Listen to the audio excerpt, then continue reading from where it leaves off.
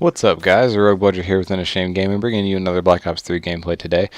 This is going to be an older gameplay, reaching back to when I was using the Razorback to try and get it gold. So that means it's probably a month or more older, but I've been saving it for a time when I needed a good gameplay, and that time is now, which I'll talk a little bit more about that in a little bit. But first I want to talk about what the title indicates, and that is going pro in Call of Duty. To me, and this is all my opinion, of course, but I think it is going to get easier to go pro in Call of Duty as time progresses. I think we've kind of gone through a cycle. Esports as a whole were developing probably about 10 years ago. With Halo back in Halo 2 days is really where console esports took off. And back then with the early Call of Duty and early Halo games, you kind of lucked into a professional position. If you happen to be a top player that could go to a LAN, you would be considered a pro. And that's as simple as it was back then. Now, there were probably plenty of top players that didn't go to LANs, but that's not necessarily because they weren't good enough. It's more or less because LANs weren't a big thing back then. Tournaments, esports weren't that big of a thing back then. So the original pros, people like, I'm not too familiar with the Halo scene, but I guess think of like Pistola, Gandhi, Ogres 1 and 2, all those, the old pros from Halo 2, they're the ones that are going to be your starter, kind of your starting players in Halo. Now, if you think about Call of Duty, you think about Hastro, maybe Rambo, Big Timer, those sorts of players that were back in COD 4, back when it really started, when Call of Duty hit the pro scene. They kind of lucked into the position of being pro. Now, most of those players I mentioned, like Big T and Rambo, they held their position over the years. When it got increasingly more competitive, they were able to stick it out and stay on those teams and be successful for quite some time. So I'm not saying they didn't deserve the spot. I'm just saying kind of lucked into the position they were in, being considered pro players up until about Black Ops 2, at least Black Ops 1, when Call of Duty esports really took off. But after that, when it really did start to take off, you had to be a pro. You basically had to go to LAN, and you had to win or get top, maybe 8 or whatever. This is going back to like Black Ops 1 days. Before there were really any organizations, there were just kind of teams. I mean, they had organizations, but they weren't as developed as they were now. Optic Gaming was starting back then. Organizations like Fear were around, but you didn't have a lot of big organizations. And I believe it was Scumpy on Luminosity that really kicked things off. I might be getting my names confused here, but so those were some of the organizations back then. But to be good, you had to go to these LANs, win these open LANs, and to be considered a pro. And that's kind of what it's like now. The thing that I want to get to now, though, is now we have like the Challenger division, so there's a little bit more entryways for amateur players to get into the pro scene. So I think that's a little bit easier than it even was, 3 years ago to go pro.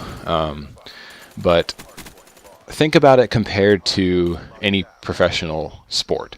The early pro athletes in say football or whatever were just the guys who played it, just the guys who were good at it and played it, just like early Call of Duty athletes.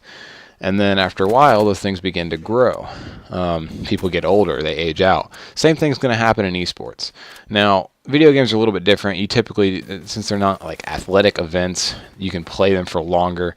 But typically, players retire after a while of Call of Duty. It's starting to happen now. Some bigger names have started to retire, like Big T, like Rambo, Nadeshot. Some of these bigger guys who have been around a while are kind of starting to step back from the scene. So new players need to fill those roles. And I think esports is only going to grow, not just Call of Duty, but everything else. The growth that it's shown in the last 3 years, I think, is a good indication to show that it's going to continue to grow for years to come. The only thing holding that back is, I think, the organizations themselves, like Activision for Call of Duty. What they want to do with the Pro League and the World League really is what's going to determine the speed in which it grows. Not a huge fan of what they've done with Black Ops 3. Haven't really been any LAN events, very many anyway, especially not any open LAN events. That's not how you cater to your amateur audience. So that's kind of holding it back. But in the future, as it grows, there's going to be more teams, more organizations, more I don't know what to say, more ways for organizations to sign players, more need for more players. And as that happens, more players are going to be needed, more players are going to come to the pro scene. You think you started out maybe 1 or 2 or 3, just a couple handful of teams back in the day of, say, football, and now there's, 32 NFL teams? So same thing could happen with Call of Duty or any other esport. It's just going to grow. And there's already been some gaming scholarships given out for, I think it was League of Legends. It might not have been League. It might have been another game on the PC. I'm not sure. But there have been scholarships given out for those games. I think that sort of thing will continue to grow. When universities see that they can actually make money off of this gaming scene, then they're going to want teams of their own, and it will grow. And this is, could be years down the line, but I think eventually those options are going to open up, which is going to give more people the opportunity to go pro, at least younger people. So that's what I mean when I say it's going to be easier to go pro. There's going to be more options in the future once they figure out what really works. That's my hope anyway, and that's what I want to see. Because, like I said, the pros that we have now eventually are going to get sick of it and retire, or just retire to do other things like casting or whatever. But there's always going to be that feed needed for competitive Call of Duty. So I think it's going to grow from there. That's my opinion anyway. This gameplay is almost over though, so let me know what you guys think about all that stuff.